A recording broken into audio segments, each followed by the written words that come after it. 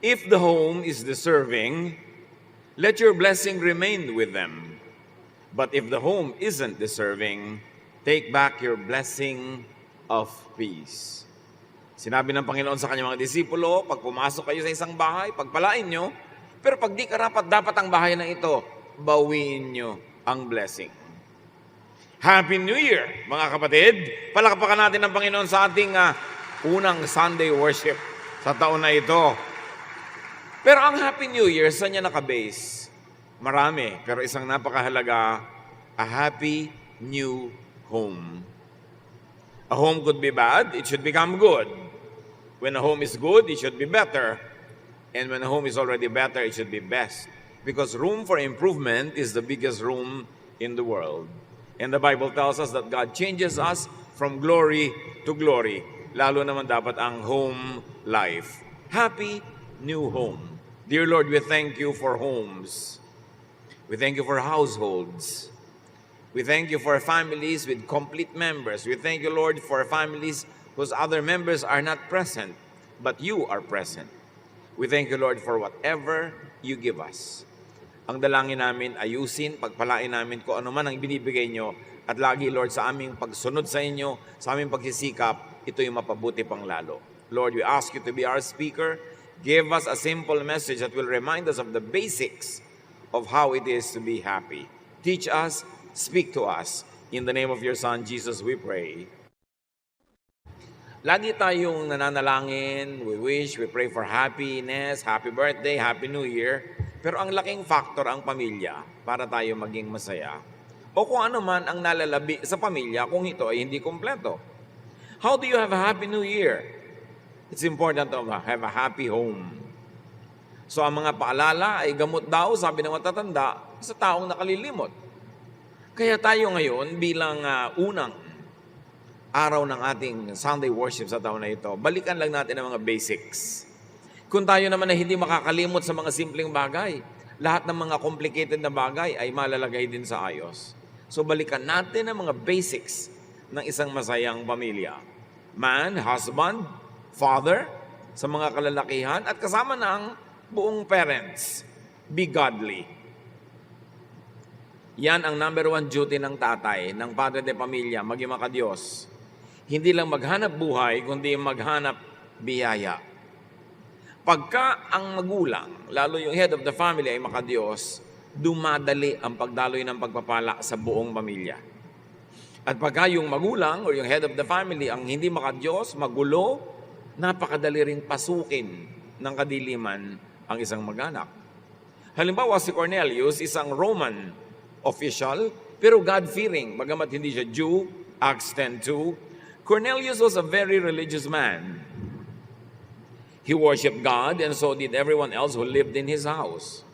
He had given a lot of money to the poor and was always praying to God. Ito ang description kay Cornelius, isang head not only of his family but also of his household. And the whole house was blessed. Si Pedro, binigyan ng Diyos ng pangitain na magpunta sa bahay ni Cornelius para dala ng pagpapala ang kanyang sambahayan dahil doon sa head of the family. Mga heads of the family, kayo man ay tatay o nanay o kuya o ate, kung ano man ang nalalabi na leadership sa inyong pamilya, ang number one na tungkulin, duty and privilege, is to be godly. Pag makadiyos ka, kasunod na ang lahat. Be gentle. Ito ang isang balancing act ng isang leader. Dapat siya ay firm, dapat siya ay matibay, matapang, pero maamo, banayad sa lahat ng ibang bagay. Ephesians 6:4, parents, don't be hard on your children. Raise them properly. Teach them and instruct them about the Lord. So ang tatay, ang nanay, ang head of the family, sila dapat ang spiritual leader. At lalo kung nandun ang tatay at nanay pareho, yung tatay pa dapat ang spiritual leader. Hindi pang babae lang ang relihiyon. Hindi pang babae at pang bata ang Diyos. Dapat yung mga nangungunang kalalakihan sa pamilya, o kung babae ang nangunguna, sa kawalan ng kalalakihan nangunguna, unahin ang pagiging banaya ng ugali, mapagmahal.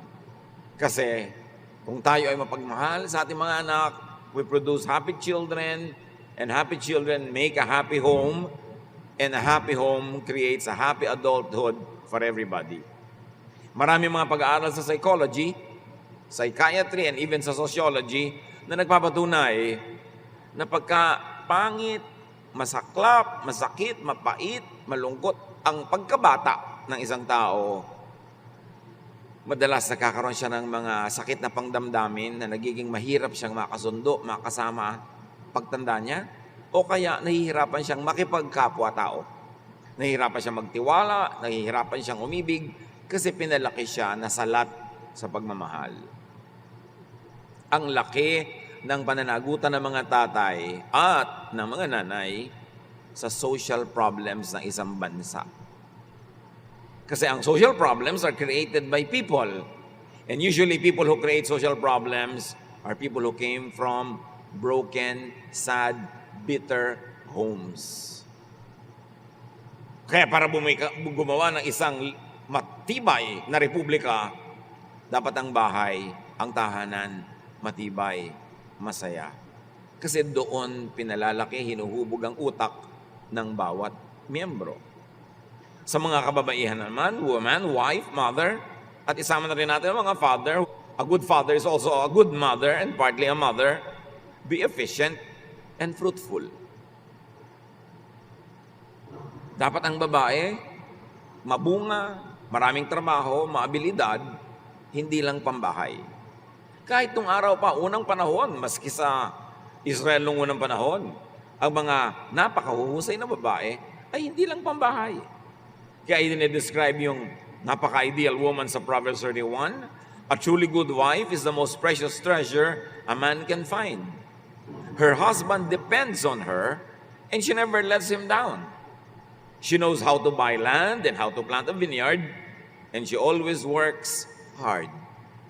She makes clothes to sell, she takes good care of her family, and is never lazy. Yun daw ang mahusay na babae, magaling sa bahay, magaling din sa paghahanap buhay, magaling mag-sideline, kumikita, hindi lang nakaasa sa husband. Meron sariling kita, meron sariling abilidad. At pagka ganon, mas magandang diskarte sa pagiging ina, sa pagiging asawa, dahil productive at dahil magandang halimbawa sa kanyang mga anak.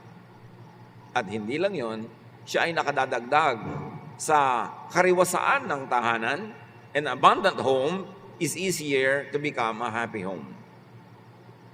Mahirap namang sumaya kung gutom. Mahirap sumaya kung laging kulang.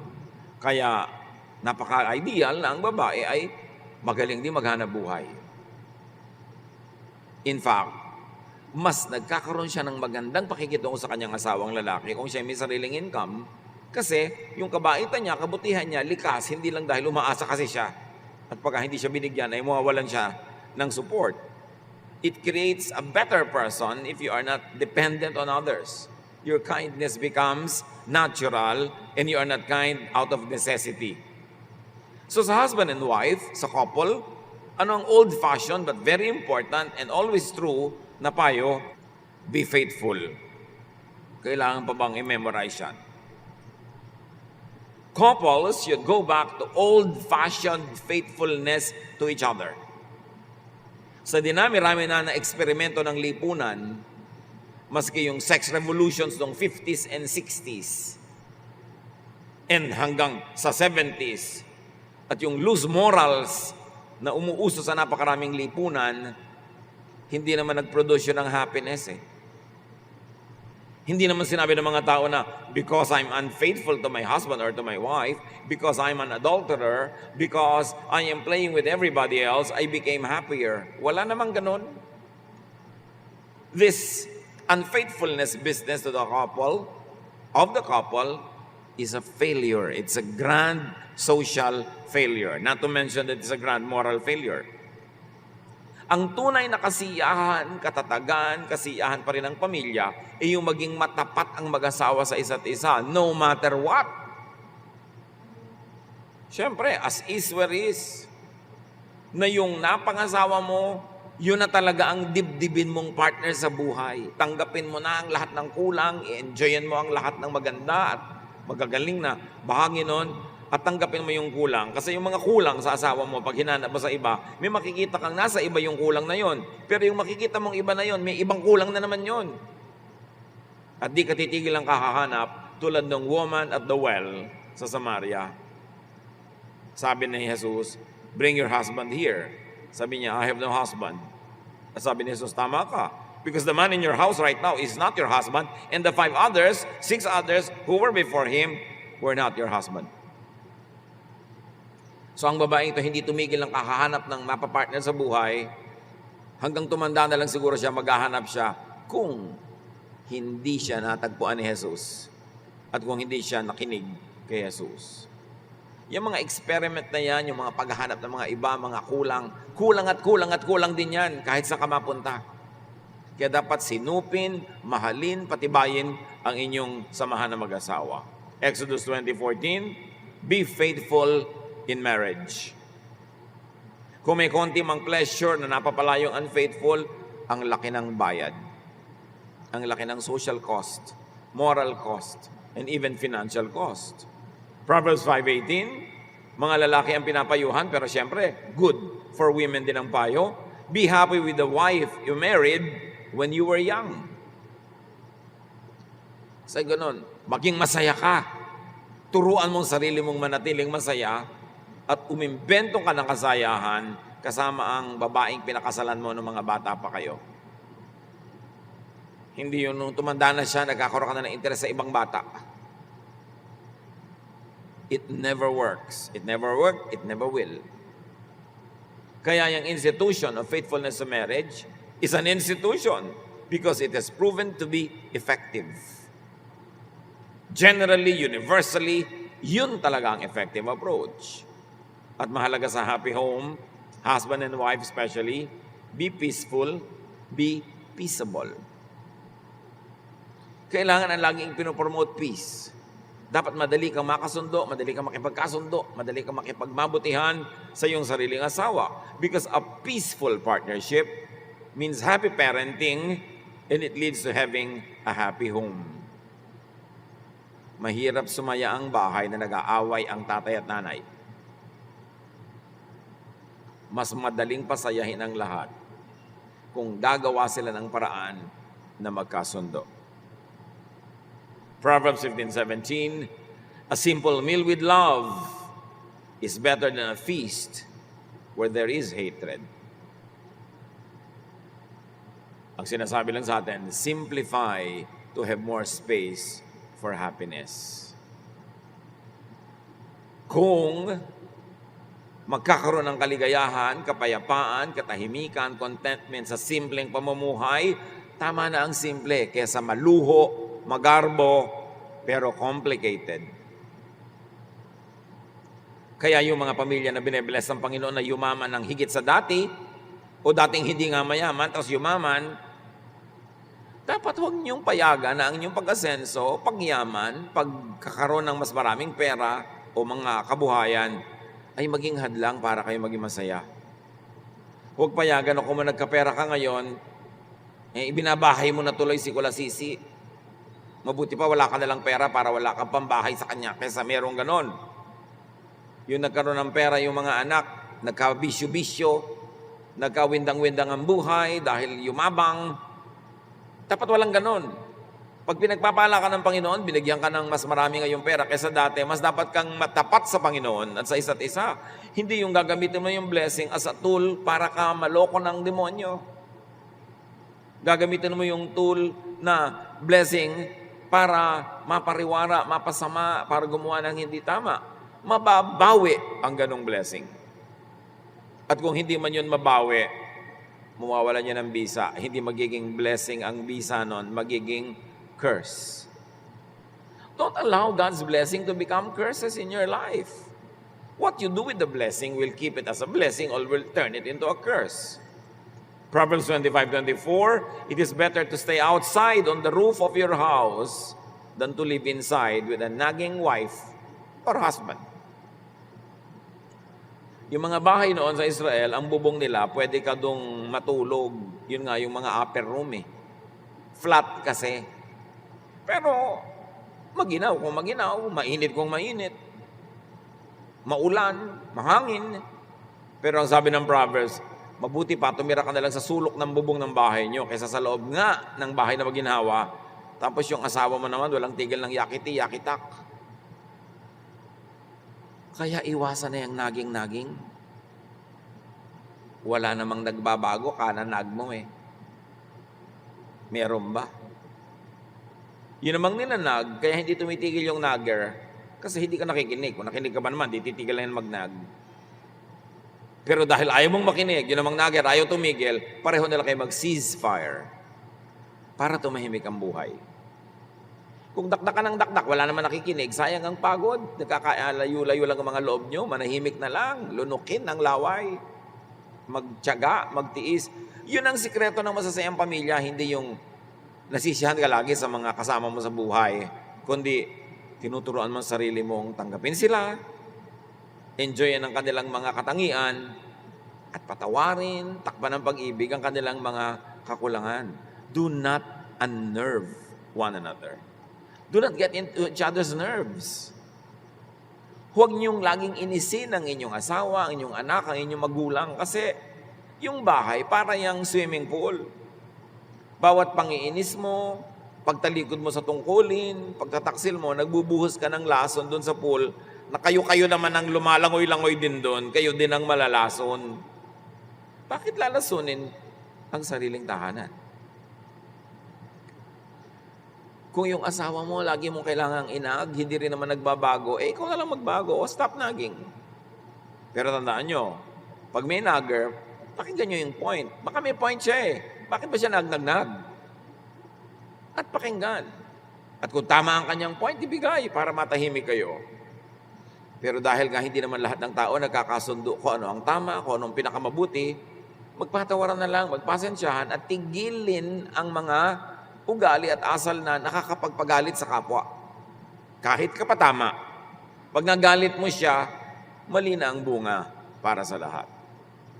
Ngayon, mga tatay at mga nanay na mga biyanan, be loving. Especially kung magkakasama kayo sa bahay o magkakalapit. Tulad sa Ruth 3:1, nung namatay ang anak ni Naomi, sabi niya sa kanyang manugang na si Ruth, "It's time I found you a husband who will give you a home and take care of you." Napaka-thoughtful na biyanan. Sabi niya, namatay na ang anak ko, biyuda ka na, panahon na para ihanap kita ng mapapangasawa mo para magkaroon ka ng sarili mong tahanan at may mag-alaga sa iyo. Ang sarap na biyanan. Iniisip ang kapakanan ng kanyang manugang.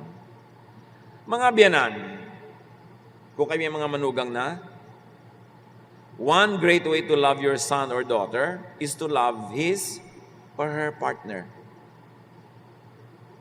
Yun ang pag-aralan. Titigil ang gulo ng planeta kung pag-aaralan ng biyanan na mahalin yung manugang. Mahal kasi ng anak mo yan. Mahal ka rin.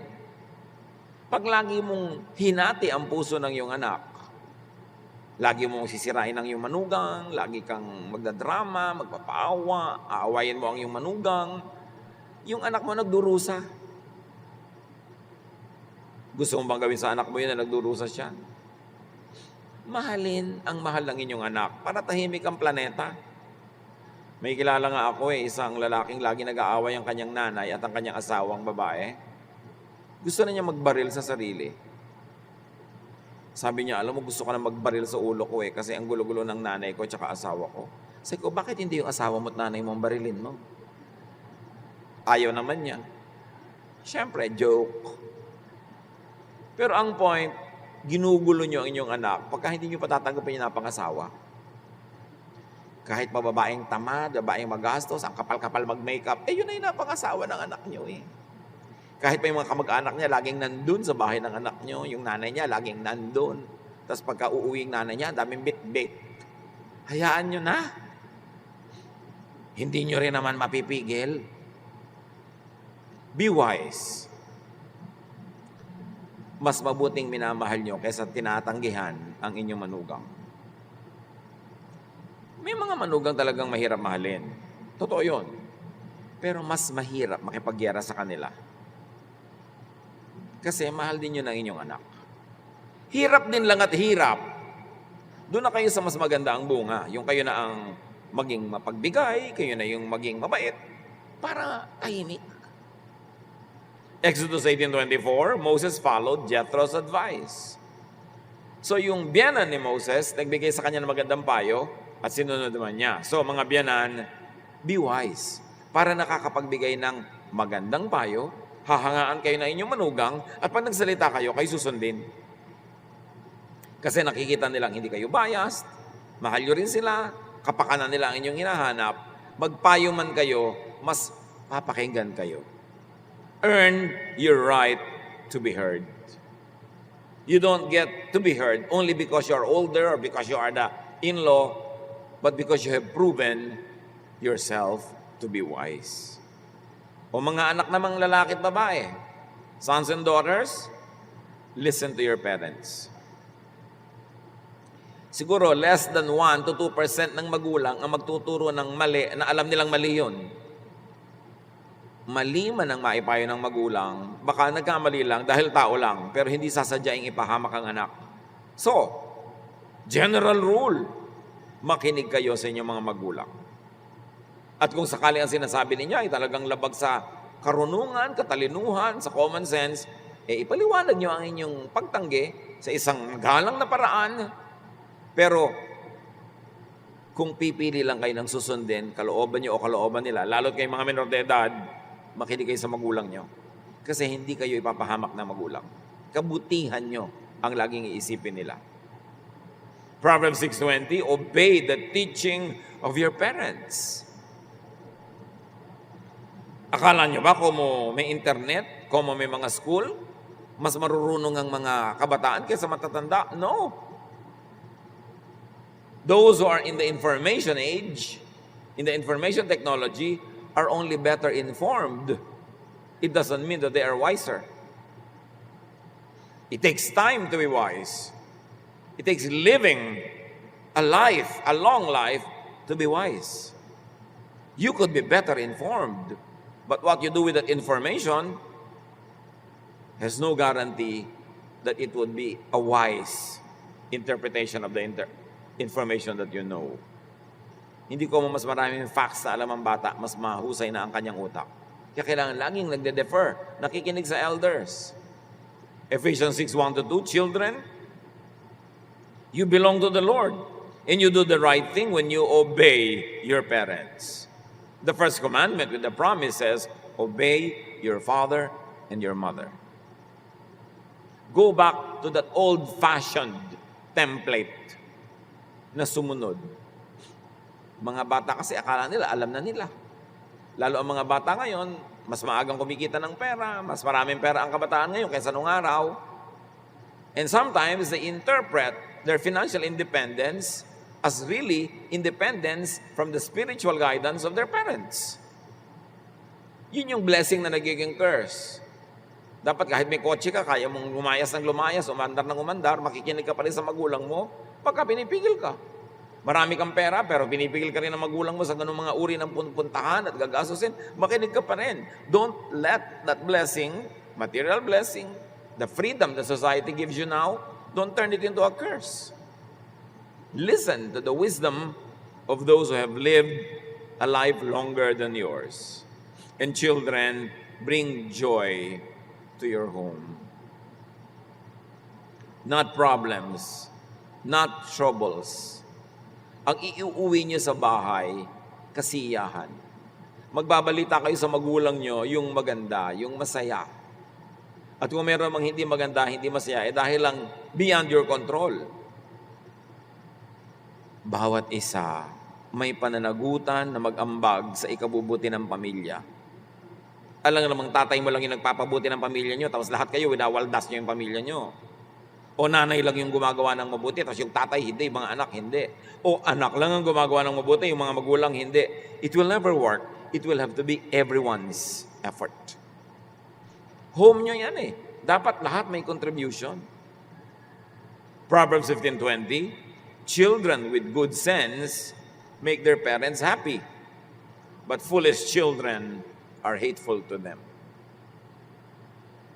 Mga anak, mga kabataan, sa ginagawa nyo, huwag nyo lang isipin ang inyong kasiyahan. Isipin nyo rin mabigyang kasiyahan ng inyong mga magulang sa inyong mga pinagagagawa. Pag ginagawa nyo maganda, mabuti, nag-e-enjoy kayo, mag-e-enjoy din ang mga magulang nyo. Kahit kayo yung primary beneficiary ng ginagawa ninyo. Basta't mabuti at tama, mag-e-enjoy din sila. Pero hindi yung pleasure ngayon, bukas, sorrow and pain and bitterness, makinig kayo sa inyong mga magulang. Mas maraming napapahamak sa hindi pakikinig sa magulang kaysa sa pakikinig. Ngayon, mga manugang, son and daughter-in-law, like the parents-in-law, be loving. Gaano karami sa inyo dito ang may biyanan? Bihira naman ang katulad ni Eva at Adan, napakapalad, walang biyanan. Pero after them, everybody else had. And now everybody else has. Be loving. Si Naomi, napakabuti kay Ruth. Ang manugang niyang si Ruth, lalo namang mabuti kay Naomi. Ruth 1:16, sabi kasi ni Naomi, umuwi ka na sa sarili mong bayan, patay na ang anak ko na asawa mo, mag-asawa ka, have your own life. Ruth answered, please don't tell me to leave you and return home. I will go where you go. I will live where you live. Your people will be my people. Your God will be my God. Biruin yung manugang to. At ako, may mga kilalang magbiyanan talaga, ganyan ka-sweet. Makita mo lang sila, sumasaya ka na. Magbiyanan na talagang daig pa ang tunay na mag-ina. Nagmamahalan sila. One great way to love your partner is to love his or her parents. Mahal niyo ang asawa niyo, mahalin niyo ang magulang niya. Huwag niyong turuan yung asawa niyo na maging suwail. Huwag niyong tuturuan ang asawa niyong lumayo sa sarili niyang magulang. At huwag niyo siyang ilalayo sa kanyang magulang. Hindi yung, pag may mga okasyon yung pamilya niyo, lagi na lang daladala mo yung asawa mo doon. Pero sa okasyon ng pamilya ng asawa mo, absent kayo lahat. Hindi yun mabuti.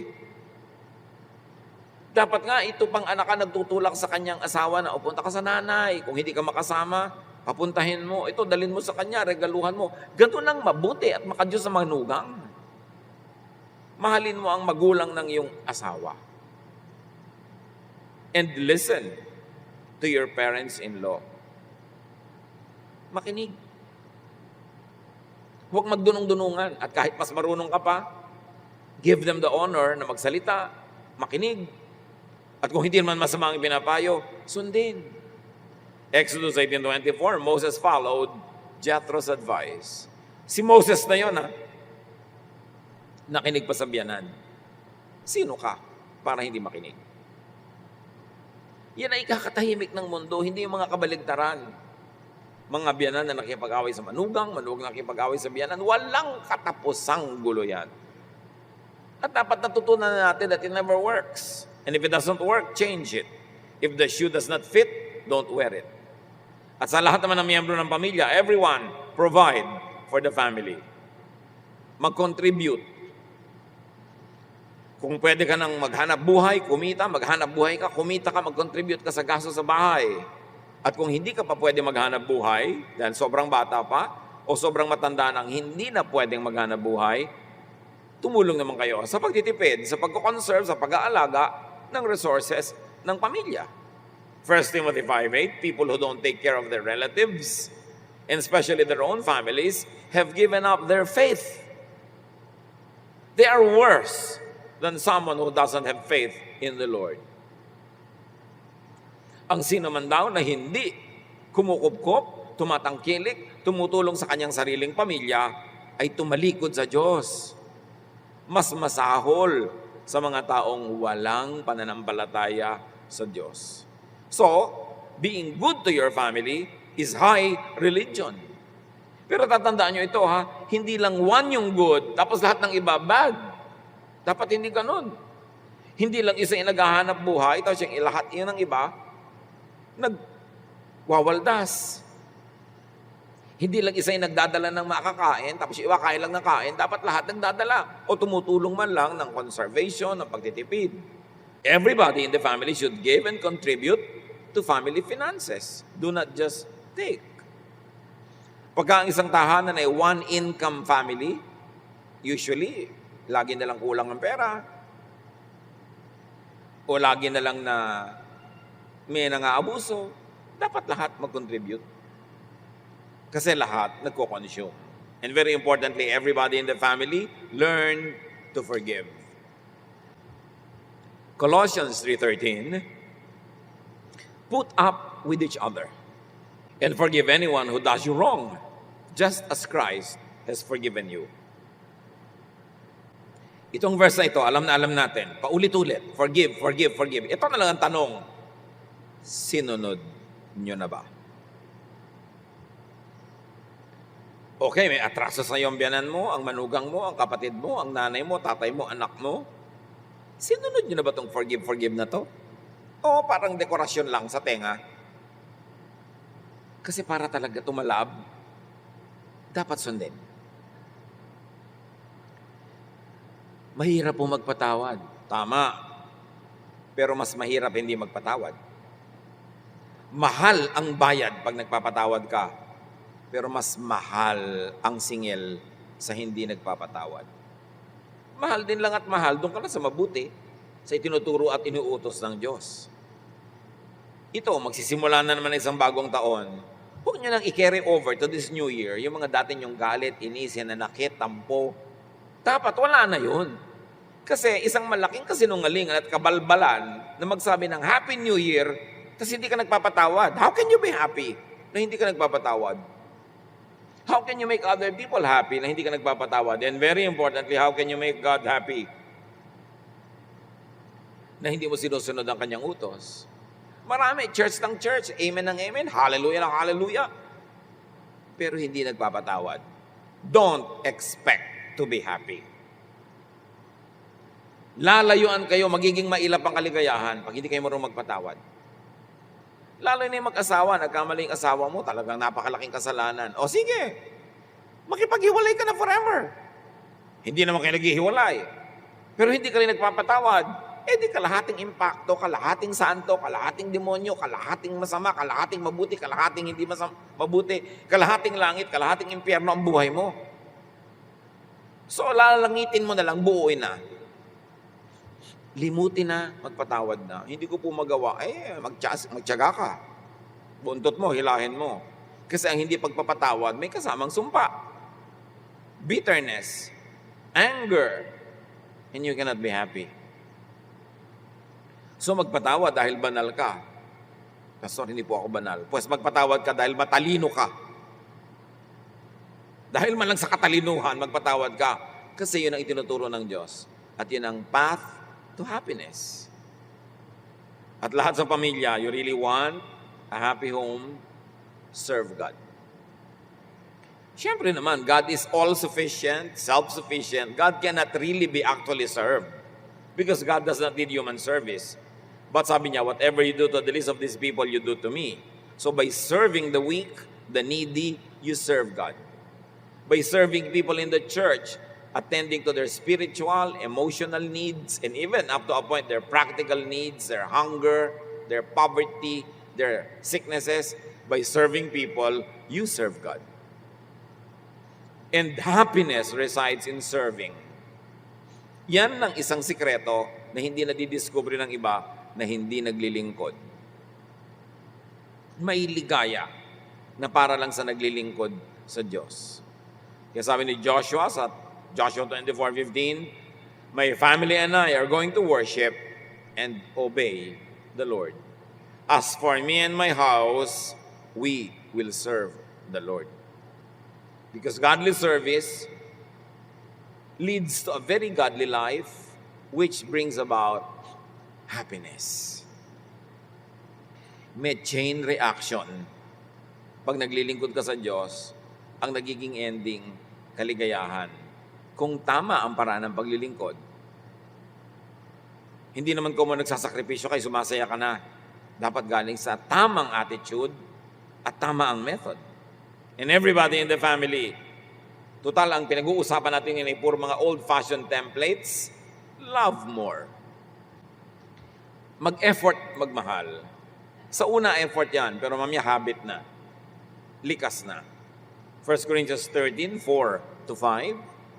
Love is kind and patient, never jealous, boastful, proud, or rude. Love isn't selfish or quick-tempered. It doesn't keep a record of wrongs that others do. Apply this in your family life. Maging mabait, pasensyoso, huwag managhili, mainggit, magselos, huwag mayabang, huwag magaspang, huwag madaling magalit, huwag maging makasarili, at huwag maglista ng lahat ng mga kamalian ng kapwa. Limutin, ilista sa tubig ang mga pagkakamali ng family members. And very importantly, parents or elders in the family, train children in love. May mga pamilya na hindi maibigyan ng mga miyembro sa isa't isa kasi hindi sila pinalaki na nagmamahalan, hindi sila tinuruan. Itinuturo rin yan eh. Merong mga magkakapatid, sobrang magmahalan. May lagnat lang o may bulutong lang yung kapatid eh. Nakaluksa na tong isang kapatid. Meron naman talagang nagkanda, windang-windang na yung kapatid niya, okay lang. Paano sila pinalaki? Turuan ng mga magkakapatid na magmahalan, magbigayan. By example. At paano itinuturo ng mga magulang yan? Kung paano minamahal ang mga kapatid mo, doon mo itinuturo sa mga anak mo kung paano sila magmamahal ang magkakapatid. Yung mga ate at kuya, paano kayo nagmamahalan, paano nyo minamahal ang mga kapatid nyo na kababata, yun ay malaking impluensya sa kanila. Dapat ang pinapauso ng matatanda, love, not selfishness. Kaya kadalasan, pag yung ate at kuya, selfish, hawa-hawa na hanggang lahat ng mga kapatid na mas bata. Pag selfish yung mga magulang, nagiging selfish din ang anak. Kasi we teach by example. Ang laki-laki ng pananagutan natin pag may bata sa bahay. Kasi lahat ng sinasabi, hindi sinasabi natin, ginagawa at hindi ginagawa, nakatatak sa isip nila. At nahuhubog natin ang pagkatao nila, alaman natin o hindi, sinasadya man natin o hindi, sa pamamagitan ng pagtrato natin sa kanila sa bahay. So in the home, lift each other up. Magpurihan. Magpasaya ng kalooban. Proverbs 31:28-29, yung daw babaeng uliran, her children praise her, and with great pride, her husband says, there are many good women, but you are the best. Pinupuri dapat ng asawang lalaki yung babae, pinupuri ng babae yung lalaki, pinupuri ng mga anak nila, pinupuri ng anak ng mga magulang. Eh maraming bahay, kabaligtaran. Pintasan ng pintasan, siraan ng siraan, nag-iinsultuhan, ng lalait ng isa't isa. Anong natatanim sa puso? Galit, inis, hindi pag-ibig. So magpurihan, imbes magsiraan. Siyempre yung puri naman na nakabase sa katotohanan, hindi naman yung guni-guni at pantasya. Na alam mo naman talagang hindi kagandahan ito. Isa sabi mo, ikaw ang pinakamaganda dito sa barangay natin. Yung dapat realistic. May mahahanap ka at mahahanap na laging mapupuri. Kailangan laging pinupuri. Bata, hindi lang pinupuri, dapat balance. Itinutuwid din na mali. Pero pinupuri. Pag marunong kang pumuri, pag sinasabi mo na yung mga mali, hindi magagalit sa'yo. Kasi alam niya, hindi ka biased. Pinupuri mo ang dapat purihin at tinutuwid mo ang dapat ituwid. So elders and seniors, be wise. Mga matatanda na, akala nung iba pag matanda na, wala na silang papel sa buhay. No. Ang laki na impluensya nyo sa pamilya nyo kung sila'y mag-aaway o magkakasundo, kung tatahimik o hindi. Huwag tumanda lang, dapat may pagkatandaan. Mga matatanda sa pamilya, huwag kayong kakampi pag may nag-aaway-away. Dapat neutral kayo. Bakit? Para pag pumunta sa inyo tumingi ng payo, makikinig kasi alam nila neutral kayo eh. Hindi yung lola ka, meron kang paboritong apo, kinakampihan mo kahit na anong gawin. Hindi yung may pamangkin ka, yun lang ang paborito mo, yung iba hindi.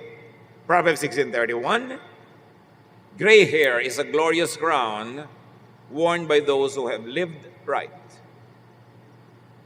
Yan daw pumuputing buhok o yung equivalent niyan ay parang korona, maluwalhati na korona na mga taong namuhay ng tama at tumanda ng may pinagkatandaan. Kaya may mga pamilyang hati-hati, kadalasan yung mga matatanda may kinakampihan. Pag ikaw ang pinakamatanda, wala ka dapat kakampihan para ikaw ang Supreme Court. Lahat ng mga sumbong, pag dinala sa'yo, nagbigay ka ng payo, makikinig sila. Pag sinabi mong, o ikaw, ibigay mo na sa kapatid mo yung piano, o ikaw, huwag mo nang agawin yung kaprasong bukid. Pag nakinig sa'yo, nakahil, alam nila, wala kang kinakampihan. Pag yung pinakamatanda sa pamilya ay hindi pinapakinggan dahil kakampi niya yung group 1, pero yung group 2, galit din sa kanya, nawalan ka na ngayon ng karapatan maging matanda ng pamilya. Dapat ikaw yung pinakamataas na hukuman na pag ikaw nagbigay ng pasya, makikinig ang lahat dahil alam nilang ang iniisip mo lang ay para sa kabutihan ng lahat. So ulitin ko yan mga matatanda kasi maraming matanda mahilig dito. Huwag kayong kakampi-kampi. Dapat neutral. Kahit sa loob ng puso nyo may kinakampihan kayo. Pag ipinakita nyo yon, mawawala na kayo ng kapangyarihan na maging hukom pag kami nagsasabi sa inyo mga members ng family. Because you will no longer be credible. Kailangan sikilin yung damdamin na may pinapaboran. Maging neutral para may saysay ang inyong old age at may makinig pag nagsasalita kayo. Hindi kayo sinusuway kasi alam nilang kabutihan ng lahat ang mahalaga sa inyo. Mga matatanda, unite, do not divide the family. Sad to say, may mga magulang, sila pa yung dahilan, kaya yung mga anak at manugang nila naghiwalay. Imbes, pauwiin yung anak na nagtatampo doon sa asawa, dito ka na lang, huwag ka na bumalik sa kanila. Dapat anak, may asawa ka na, bumalik ka doon. Itama mo ang mga mali mo at yung mga mali ng asawa mo, dalhin mo siya dito, kakausapin ko siya. Makikinig ang manugang sa inyo pag alam nilang hindi kayo kamping-kampi sa anak nyo. Kundi ang kinakampihan nyo, yung totoo, yung makatwiran, yung maganda. Huwag lang yung konsintihin ng anak. Dapat kita din ng manugang nyo na kinakampihan nyo rin siya pag siya ang tama. Para hindi kayo mawala ng persuasive power. Hindi kayo mawala ng saysay. Dahil pag bumukang inyong bibig, kayo ipapakinggan. Huwag hatiin ang pamilya.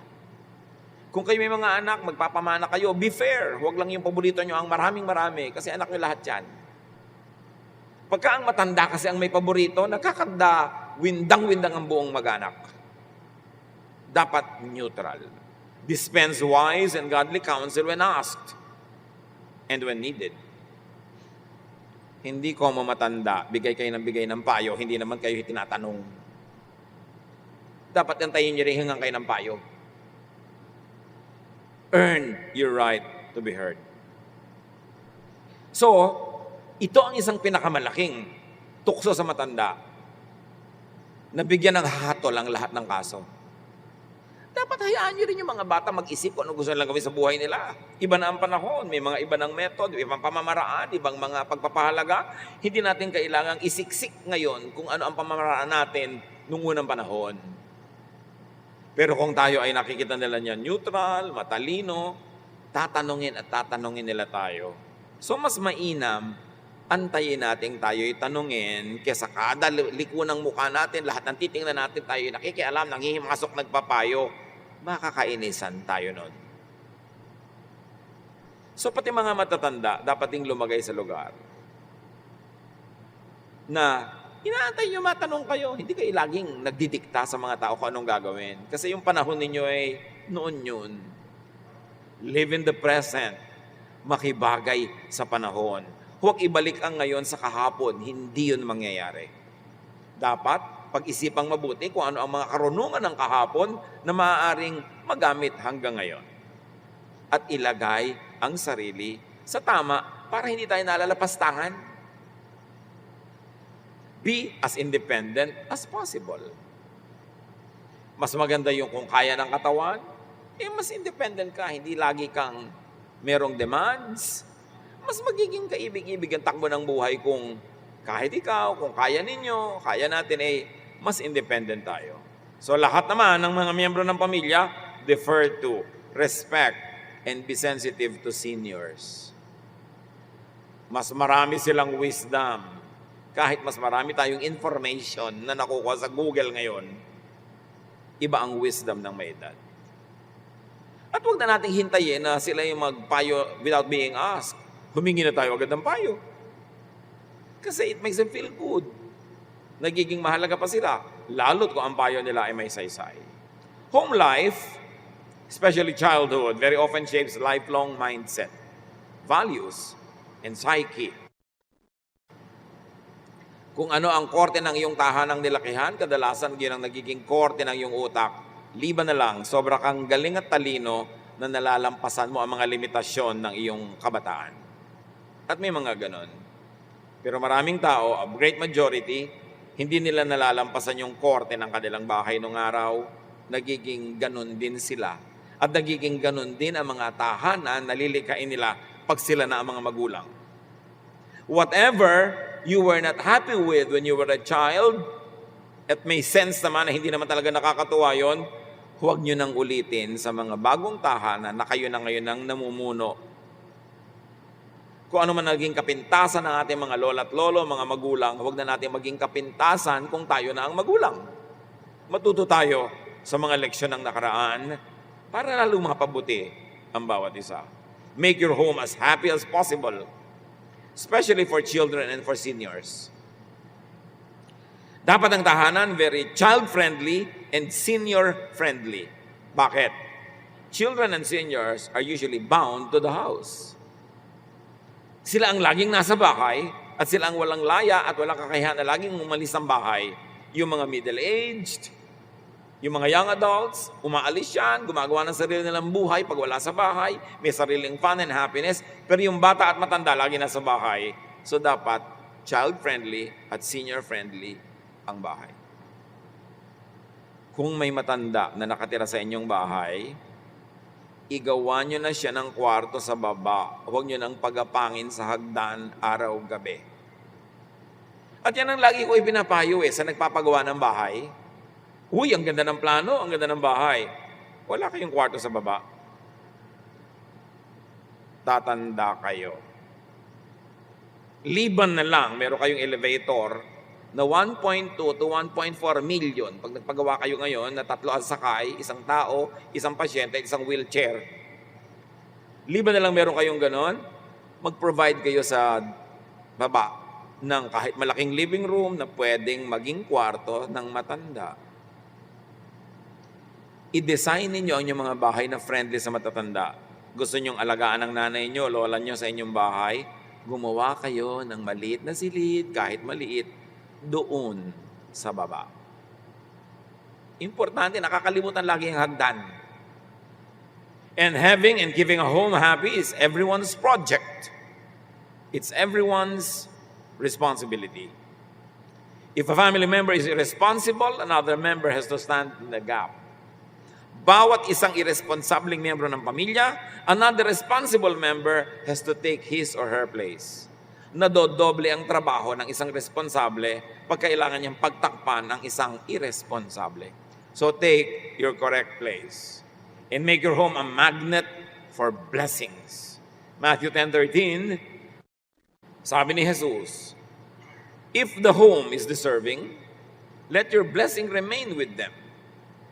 But if the home isn't deserving, take back your blessing of peace.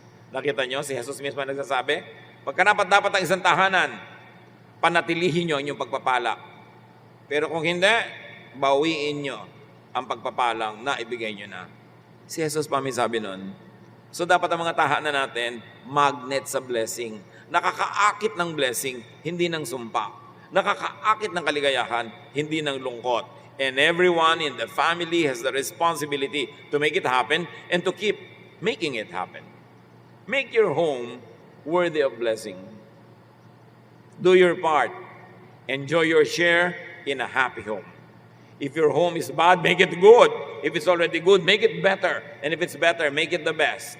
It's for your own good and for God's glory. Happy new home, mga kapatid.